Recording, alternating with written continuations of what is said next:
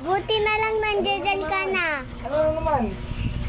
Hi, Papa. Buti na lang nandiyan ka na. Bakit? Kakalating ko lang oh. Ready na yung lulutuin mo. Ready ka na ba? Ano lulutuin eh? Kakalating ko nga lang oh. Ulam. Ay, amutin mo lang to dyan oh. Ano ba yan na? Lagot. Pagod nga si Mama.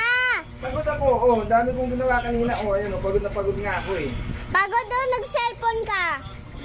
Pagod ako na. Ayan oh. Oh. Anong may lulutuin eh? Isda tapos gulay. Oh. Bakit si mama ano ginagawa? Dapat siya na may luto. Sabihin mo sa mama mo siya magluto. Ha?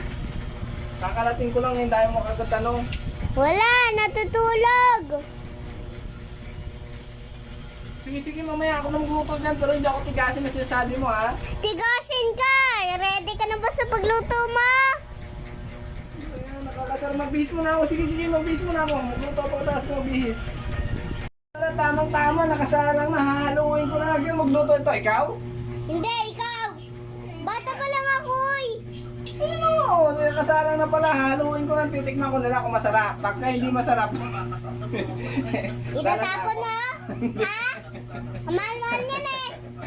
Bad yun na. Pag itatapon. Siyempre titikman ko tapos lalasaan ko. Kasi Tapos i-rate mo dapat ha. ano ba yan? 5/0. Yari ka kay Mama, sapon ka sa Sige. ulo. 10/10. Pinilit yung lasa.